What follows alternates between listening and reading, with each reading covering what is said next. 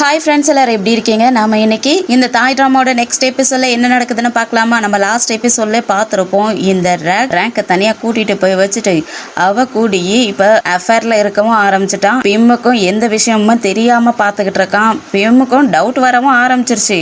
அந்த மாதிரி ஒரு சமயத்தில் தான் இந்த ரேங்க் என்ன பண்ணுறாருன்னா, நம்ம பிம்மை மீட் பண்ணுறதுக்காக கால் பண்ணுறா. ஆனால் நம்ம பிம் அவன் மேலே இருக்கிற அக்கறை இல்லை. நீ எங்கே இருக்க, என்கிட்ட சொல்லாத கூட இப்படி நீ போயிட்டே, உனக்கு அறிவு இருக்கா? நான் உன்னை நினச்சி எவ்வளோ கவலைப்படுறேன் அப்படின்னு கேட்கறதுக்கு, நீ எதுக்காக என்னை நினச்சி கவலைப்படுற? நீ எதுக்கும் என்னை நினச்சி கவலைப்படணுங்கிற அவசியம்லாம் இல்லை. நான் சேஃபாக தான் இருக்கேன், நான் நல்லா இருக்கேன். நாம் ஒரு இடத்துல மீட் பண்ணணும். நான் உன்னை எங்கே மீட் பண்ணுறதுன்னு கேட்க, அவங்க ஏதோ ஒரு இன்டர்வியூ எடுக்க போகிறாங்க. அந்த இடத்துக்கு சொல்ல, அதுக்கப்புறம் நம்ம பிம்மும் இன்டர்வியூ எடுக்கிற இடத்தையும் காட்டுறாங்க. ஆக்சுவலாக அங்கே மன உளைச்சலில் இருக்கிறவங்கெல்லாம் அங்கே சாந்தமாக ஒரு அமைதியான நிலையில் இருக்கணும்னா அந்த இடத்துக்கு ஒரு யோகா ப்ராக்டிஸ் பண்ணுற இடம் மாதிரின்னு வச்சுக்கிங்களேன். அந்த மாதிரி இடத்துல தான் அவங்க அங்கே இருக்கிற குரு கிட்ட தான் அவங்க பேட்டிங் எடுத்துக்கிட்டு இருக்காங்க. ஆக்சுவலா அவங்க ஒரு குருங்கிறதால அவங்க கிட்ட நம்ம பிம்மும் ஒரு சில ஃபேமிலி விஷயங்களை பத்தியும் கேட்க ஆரம்பிக்கிறாங்க. ஆக்சுவலா அவங்க லைஃப்ல என்னென்ன பிரச்சனை நடந்துகிட்டு இருக்கு அப்படிங்கறத பத்தியும் கொஞ்சம் கொஞ்சமா எதுவும் வெளியே தெரியாத மாதிரி காட்டிக்காத அப்படி கேட்க ஆரம்பிக்க, அவங்களும் கொஞ்சம் கொஞ்சம் அவங்களுக்காக மன சாந்திக்காக எப்படி பேசணுங்கிறதையும் சொல்லி கொடுத்துக்கிட்டு இருக்காங்க. அந்த இடத்துக்கு இந்த ரேங்கும் வரா. நம்ம பிம் அடுத்த ஷூட்டுக்காக ரெடி ஆகிக்கிட்டு இருக்காங்க. அவ வந்துட்டு எல்லாருக்கிட்டையும் வணக்கம் சொல்லிட்டு பிம் எங்கன்னு கேட்க, பிம் அங்க மேக்கப் பண்ணிக்கிட்டு இருக்க அப்படிங்க. இவ டக்குன்னு அங்கே உள்ளே போக பார்ப்பாளா. அப்போ ஹீரோ ஃப்ரெண்ட் இருந்துட்டு, இல்லை நீ இப்போ உள்ளே போகாத, அங்கே ஷூட் ஆரம்பிக்க போகுது, நீ உள்ளே போகாதுன்னு சொல்லி வெயிட் பண்ண சொல்லிடுறான். அப்போ இன்னொரு ஷூட்டும் பண்ண ஆரம்பிக்கிறாங்க. அதே லேடி கூட தான் ஷூட் பண்ணிகிட்டு இருக்காங்க, பேசிக்கிட்டு இருக்காங்க. அதை எல்லாத்தையும் இவளும் பார்த்துக்கிட்டு அங்கேயே வெயிட் பண்ணிகிட்டு இருக்கா. இவ்வளோ நேரம் வெயிட் பண்ணிகிட்டு இருக்கிறதே பெரிய விஷயம் தான் இவ. ஆனாலும் வெயிட் பண்ணிக்கிட்டு இருக்கா. அதுக்கப்புறம் ஷூட் முடிஞ்சுட்டு அங்கேருந்து அந்த லேடி கிளம்பலான்ட்டு கிளம்புவாங்களா. அப்போ இவ பின்னாடி வந்துட்டு வணக்கம் சொல்லிட்டு அவள் பேச ஆரம்பிச்சிடுறா. அவங்க இவளுடைய ட்ரெஸ்ஸை பார்த்துட்டு, உன்னுடைய ட்ரெஸ் சூப்பராக இருக்குது அப்படின்னு சொல்ல, ஆக்சுவலாக அந்த ஆன்ட்டிக்கு நம்ம பிம் கேட்ட கேள்வியிலேயே இவ தான் அந்த பொண்ணாங்கிற மாதிரி அவங்களுக்கு தெரிஞ்சிருச்சு போல இருக்கு. அதனால பிம், உன்னுடைய ஃப்ரெண்டோடைய ட்ரெஸ் ரொம்ப சூப்பராக இருக்கே அப்படிங்கிற மாதிரி சொல்லவும் அவ முகமே ஒரு மாதிரி ஆயிடுது. அதுக்கப்புறம் அவங்களும் அங்கேருந்து கிளம்பிடுறாங்க. இவ அப்படியே ரொம்ப நல்லவ மாதிரி நம்ம பிம்மை ரொம்ப மிஸ் பண்ண அப்படின்னு சொல்லிட்டு ஓடி போய் ஹக் பண்ணிக்க, பிம்மோட ஃப்ரெண்ட்ஸுங்க கூட்டமே அப்படியே செம்ம கோவத்தில் பார்த்துக்கிட்டு இருக்காங்க. என்னம்மா நடிக்கிறா பாரு அப்படிங்கிற மாதிரி.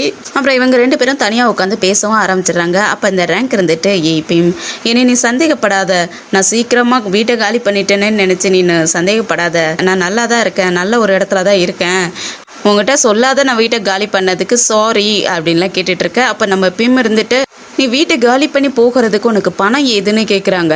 எனக்கு ஒருத்தவங்க கொடுத்தாங்கங்கிற மாதிரி சொல்ல, அதுக்கு நம்ம பிம்மும் யாருன்னு கேட்க, அது உனக்கு தெரியாது, நான் அதை உங்ககிட்ட சொல்லவும் முடியாது, ஆனால் நீ எதுக்கும் கவலைப்படாத, அவங்க என் மேலே இருக்கிற சிம்பத்தியில் தான் எனக்கு ஹெல்ப் பண்ணாங்கங்கிற மாதிரி சொல்கிறா. உடனே பிம்மும், நான் உன் வீட்டை பார்க்கணும், என்னை கூட்டிகிட்டு போங்க. அதுக்கு அவள் அப்படியே மழுப்ப ஆரம்பிச்சிடுறா. என் வீட்டை பற்றி உனக்கு சொன்னால் உனக்கு அந்த அளவுக்கு தெரியாது, நான் 2-3 நாளில் அந்த வீட்டிலேருந்து காலி பண்ணி என்னோட புது வீட்டுக்கு போயிடுவேன், அது வரைக்கும் அந்த வீட்டை தெரிஞ்சுக்கிட்டு நீ என்ன பண்ண போகிறங்கிற மாதிரி அவள் பேச ஆரம்பிச்சிடுறா. ஆனாலும் பிம் விடாமலேயே சொல்லிக்கிட்டு இருக்காங்க, நீ சொல்கிறதெல்லாம் என்னால் நம்ப முடியலையே, நீ பேசுகிறப்பெல்லாம் அந்த மாதிரிலாம் ஒன்றும் தெரியலையே, ஆனால் ரேங்க் நீ ரொம்பவே சேஞ்ச் ஆகிட்டேங்கிறதுக்கு நான் ஒன்றும் அந்த அளவுக்குலாம் சேஞ்ச் ஆகலை, நான் இப்போ என்னோட வழியில் போகணும்னு ஆசைப்பட்றேன், என்னோட வழியில் போக விட்டுறேன், அப்போ தானே நானும் இந்த உலகத்தெல்லாம் பார்க்க முடியுங்கிற மாதிரி ரொம்ப ரொம்ப ஹாப்பியாக பேசுகிற மாதிரியே சொல்லிக்கிட்டு இருக்க. அப்போ நம்ம பிம்க்கு செமையாக கோவம் ஆகிடுது. அப்போனா நீ எதுக்கு ரேக்கோட ஆஃபீஸ்க்கு தொடர்ந்து போய்கிட்டு இருந்த, அவனை எதுக்கு ஃபாலோ பண்ணிக்கிட்டு இருந்த, இதுதான் உன்னோட வழியா, இதுக்காக தான் நீ இந்த மாதிரிலாம் பண்ணிக்கிட்டு இருக்கியா, அப்படி என்ன தான் நீ பண்ண போகிறன்னு கேட்குறதுக்கு அவள் அதுக்கு டைரெக்டாகவே பதில் சொல்கிற மாதிரி, ஆமாம் எனக்கு அதுதான் தேவை, என்கிட்ட நீ கொடுத்துரு, இதுக்காகலாம் உனக்கு எனக்கு பதில் சொன்னங்கிற அவசியம்லாம் கிடையாது, உண்மையாலுமே எனக்கு தேவைதான், நீ ஏன் என்கிட்ட கொடுக்கலன்னா நானா எடுத்துக்குவேன் அப்படிங்கிற மாதிரி சொல்ல, நம்ம பிம்க்கு அப்படியே ஷாக் ஆகி பார்த்துக்கிட்டு இருக்காங்க. இவ அதுக்கு மேலேயும், நான் அதுக்காக தான் ரக்கோட ஆஃபீஸில் வேலை கேட்டுக்கிட்டு இருந்தேன், ரக்கை ஃபாலோ பண்ணிக்கிட்டு இருந்தேன், பிகாஸ் எனக்கு தேவை இருக்குது, அதனால் நானும் இந்த உலகத்தில் சர்வை பண்ணி ஆகணும்ல. அப்புறம் பிம், உனக்கு ஒரு விஷயம் தெரியுமான்னு கேட்க, என்ன விஷயம்னு கேட்க, அவள் டக்குன்னு அவள் பர்ஸில் இருந்து ரேக்கோடைய டை கழட்டி வச்சிருந்திருப்பான் இல்லையா, அந்த டையை எடுத்து பிம் கிட்ட கொடுக்குறா. அந்த பொண்ணுக்கு என்ன சொல்றதுன்னே தெரியல, அதை அப்படியே கையில எடுக்க, அப்ப இவ என்ன சொல்றான்னா, இது அன்னைக்கு மாதிரி மாதிரி திரும்பவும் மாறி என்னுடைய ட்ரெஸ் கூட வந்துருச்சு, ஹேண்ட் தான் தெரியாத மாத்திருப்பான்னு நினைக்கிறேன் அப்படின்ட்டு போய் சொல்றா. அந்த பொண்ணுக்கு நம்பவே முடியல. ஏற்கனவே தான் இவளுடைய கேரக்டர் பத்தி அந்த பொண்ணுக்கு தெரிஞ்சிருச்சு இல்லையா, அதனால நம்பிக்கை இல்லாம இது எப்படி வந்திருக்கும், நீ சொல்றதெல்லாம் என்னால நம்ப முடியாதுங்கிறதுக்கு உண்மையாலுமே அப்படிதான் நான் மாறி வந்திருக்கும் நான் நினைக்கிறேன். நீ எப்படி யோசிக்கிறியோ அது உன்னுடைய இஷ்டம், அப்புறம் எனக்கு தேவையானதை நான் எடுத்துக்குவேன் அப்படிங்கிற மாதிரி சொல்லிட்டு அங்கேருந்து கிளம்பிடுறா. நம்ம பிம்கா அழுக தாங்க முடியலையே. அவள் சொல்கிற விஷயம்ல அவளுக்கு நல்லாவே புரியுது, தான் ஹஸ்பண்டை தான் கேட்குறா அப்படிங்கிற மாதிரி நல்லாவே புரிஞ்சிருச்சு. அதனால அந்த டையை வச்சுக்கிட்டே அந்த பொண்ணு செம்மையாக அழுதுகிட்டே இருக்க. நம்ம பிம்மோட ஃப்ரெண்ட்ஸும் வேணும். இவளை ரேங்கை ஃபாலோ பண்ணிக்கிட்டே வெளியே வர அவள் ஒரு டாக்ஸியில் ஏறி கிளம்பிடுறா. டாக்ஸியில் ஏறி கிளம்பவும் இவங்களும் அங்கேருந்து கிளம்புறதுக்கு பார்க்க அப்போ மீனாவோட லவரும் மீனாவும் அங்கே வராங்களா. அவங்க கிட்ட ஹெல்ப் கேட்குறாங்க, இந்த மாதிரி அவளை ஃபாலோ பண்ணணுங்க. சரின்ட்டு இவங்க 2 பேருமே ஃபாலோ பண்ண ஆரம்பிச்சிடுறாங்க.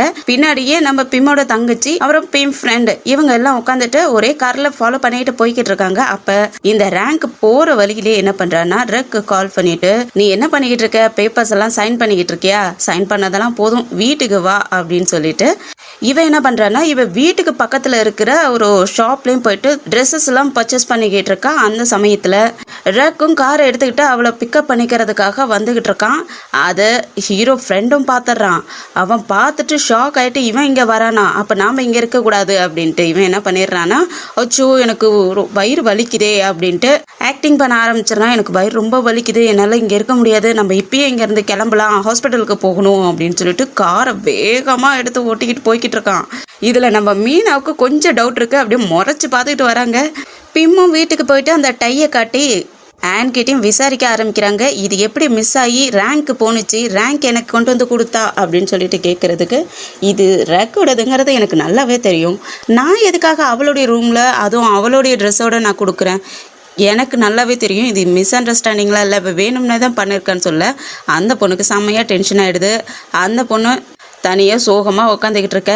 இங்கே இவங்க 2 பேரும் ஒன்றா வந்தாங்க இல்லையா, அப்போ அந்த அப்பார்ட்மெண்ட்டை பார்த்துக்கிற மேனேஜர் இருக்காங்க இல்லையா, அவங்க வந்துட்டு அந்த ரூமோடைய பேப்பர்ஸ் எல்லாம் சைன் பண்ணிக்கிட்டு இருக்க. இந்த ரேங்க்கு உள்ளே போனவ ஒரு செக்ஸியான ட்ரெஸ்ஸை போட்டுக்கிட்டு வந்துட்டு, ரேக் எனக்கு கொஞ்சம் ஹெல்ப் பண்ணணும், மேலே வரியா அப்படின்னு சொல்லிட்டு கூட்டிகிட்டு போயிடுறா. இவனும் பின்னாடி நாய்க்குட்டி மாதிரி ஓடி போயிடுறான். உள்ளே போன உடனே அவள் ட்ரெஸ்ஸெல்லாம் கழட்ட ஆரம்பிக்க இவங்க 2 பேரும் அதுக்கப்புறம் என்ன பண்ண ஆரம்பிப்பாங்க, ரொமான்ஸ் பண்ண ஆரம்பிச்சிடுறாங்க. இங்கே ரக் வீட்டில் நம்ம பிம் பாவம் ரொம்ப சோகமாக ரக்காகவே வெயிட் பண்ணிட்டு உட்காந்துருக்க.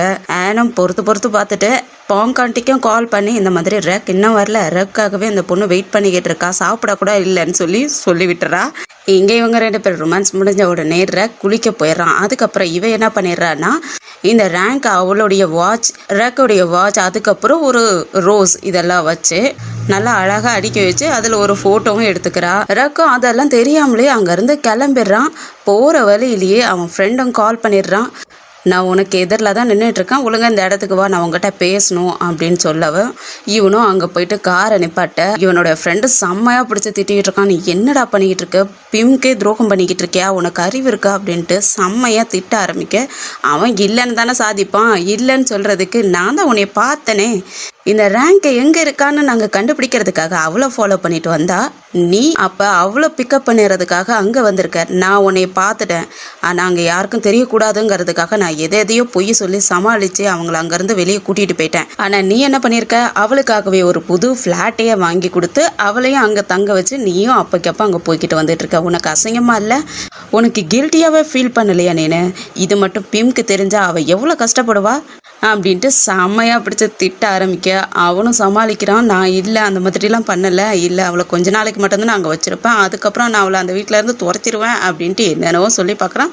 ஆனால் அவன் ஃப்ரெண்டுக்கு நம்பிக்கையே வரமாட்டேங்குது. நீ என்ன நினச்சிக்கிட்டு இருக்க, பிம் ரொம்ப நல்ல பொண்ணு தான், ஆனால் முட்டாள் கிடையாது, நீ சின்ன அசைவை கூட சேஞ்ச் பண்ணினாலும் அவளுக்கு ஈஸியாகவே கண்டுபிடிச்சிருவா, அதுக்கப்புறம் நீ தான் அவஸ்தைப்பட போகிற, ஒழுங்காக அந்த வீட்டில் இருந்து அவளை துரத்துறதுக்கு பாரு அப்படின்னு சொல்லி செம்மையை திட்டி விடவும் அதுக்கப்புறம் தான் அவனும் யோசிக்கிறான் சரிங்கிற மாதிரி. இங்கே இந்த ரேங்க் என்ன பண்ணுறன்னா அந்த ஃபோட்டோவை எடுத்து வச்சுருந்தா இல்லையா, ரேக்கோட வாட்சையும் இவளோட வாட்சையும் அந்த ஃபோட்டோவை இன்ஸ்டாகிராம்லேயும் போஸ்ட் பண்ணி விட்டுறா. இவனும் வீட்டுக்கு வந்து பார்க்குறான், பிம் அப்படியே ஹால்லேயே சோஃபாவில் படுத்து தூங்கிக்கிட்டு இருக்கா. அவளை பார்த்துட்டு அவனுக்கு ரொம்ப மனசு கஷ்டமாக இருக்குது, நம்ம தப்பு பண்ணுறோங்கிறது அவனுக்கு நல்லாவே தெரியுது. அதனால் இதுக்கு மேலே இந்த மாதிரி நடந்துக்கக்கூடாது, பிம்மை நல்லபடியாக நம்ம பார்த்துக்கணும் அப்படிங்கிற எண்ணமும் அவனுக்கு வருது. அந்த பொண்ணுடைய கை எடுத்து பார்க்கக்குள்ள அந்த கையில் இவனுடைய ரிங் இருக்கு இல்லையா, அதெல்லாம் பார்த்துட்டு அவனுக்கு ரொம்ப எமோஷ்னலாக இருக்குது. அதனால இனிமேல் பிம் கிட்ட நம்ம நல்லபடியாக நடந்துக்கணும், அவளை சந்தோஷமாக வச்சுக்கணும் அப்படிங்கிற எண்ணத்தில் அடுத்த நாள் காலையிலேயே என்ன பண்ணிடுறான்னா அவளுக்காகவே சமைச்சு அவளுக்கு பிடிச்ச ஃபுட்டெல்லாம் வாங்கிட்டு வந்து எழுந்திருக்கிறதுக்கு முன்னாடியே கொண்டு போயிட்டு பெட்லேயும் வச்சுட்டு எழுப்பி விட்டு இருந்தா இது உனக்காக வாங்கிட்டு வந்தேன்னு சொல்லிட்டு ஊட்டி விட போக நம்ம பிம் தான் காத்துக்கிட்டு இருந்த ஆளாச்சு. அவங்களுக்கு தான் நல்லா தெரிஞ்சிருச்சு இல்லையா இவன் ஏதோ ஒரு தப்பு பண்ணுறான் அப்படின்ட்டு. அதனால நீ என்ன கில்ட்டியாக ஃபீல் பண்ணுறியா, அதனால தான் எனக்கு இந்த மாதிரிலாம் பணிவிடெல்லாம் செய்யறியா அப்படின்னு கேட்க அவன் கொஞ்ச நேரம் ஷாக் ஆகிட்டு நிற்க, அதுக்கப்புறம் என்னை மன்னிச்சிருப்பீம், நான் கொஞ்ச நாளாவே நான் உன்னை கவனிச்சிக்கிறது இல்லைன்னு எனக்கு நல்லாவே தெரியும் அப்படின்னு சொல்லி மாற்றி பேச ஆரம்பிக்கிறான். பிம்க்கும் செம்ம அழுகையாக வருது. அழுதுகிட்டே அவன் கொடுக்கறதையும் கையில் எடுத்துக்கிட்டு நானே சாப்பிட்டுக்கிறேன்னு சொல்லிட்டு சாப்பிட ஆரம்பிக்கிறாங்க. இவனும் சரி நான் உனக்காக காஃபி மேக் பண்ணி எடுத்துகிட்டு வரேன்னு சொல்லிட்டு காஃபி எடுத்துகிட்டு வர்றதுக்காக போயிடுறான். அதுக்கப்புறம் நம்ம பிம் தங்கச்சி என்ன பண்ணுறான்னா இவளுக்கு ஒரு ஃபோட்டோவை அனுப்பி வைக்கிறா. அதுதாங்க இந்த ரேங்க் போஸ்ட் பண்ணியிருந்தா இல்லையா அந்த ஃபோட்டோவை தான் அனுப்பி வைக்கிறா. பிம்மும் அந்த ஃபோட்டோவை ஓப்பன் பண்ணி பார்க்குறாங்க.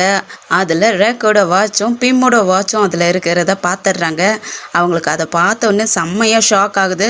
ஒரு ஒய்ஃப்க்கு தெரியாத ஹஸ்பண்ட் எந்த வாட்ச் போட்டுட்டு போகிறான் அப்படிங்கிறது. அதனால இவளுக்கு நல்லாவே தெரிஞ்சு போயிடுச்சு இது ரேக்கோடைய வாட்ச் தான் அப்படிங்கிறது. அது இல்லாத கன்ஃபார்ம் பண்ணிக்கலான்ட்டு அவங்ககிட்ட ஒரு 2-3 வாட்ச் இருக்கும் போல இருக்கு. அந்த வாட்சையும் செக் பண்ணி பார்க்க சேம் டு சேம் அதே வாட்ச். அதை பார்த்த உடனே அந்த பொண்ணுக்கு செம்மையா ஷாக் ஆகுது. அப்படியே அழுதுகிட்டே நிக்கிறா. அதோட தான் இந்த எபிசோடு முடியுது. இன்னும் என்னென்ன ரகலெல்லாம் இவ பண்ண போறான்ட்டு அடுத்தடுத்த எபிசோட்ல வெயிட் பண்ணி பார்க்கலாம். இந்த வீடியோ பிடிச்சிருந்துச்சுன்னா லைக் பண்ணுங்க, உங்க ஃப்ரெண்ட்ஸ் அண்ட் ஃபேமிலிக்கு ஷேர் பண்ணுங்க. அப்படியே நம்ம சேனலை சப்ஸ்கிரைப் பண்ணி பெல் ஐக்கனை கிளிக் பண்ணி வச்சுக்கோங்க. அடுத்த எபிசோட்ல சந்திக்கிற வரைக்கும் பாய் அண்ட் தேங்க்யூ.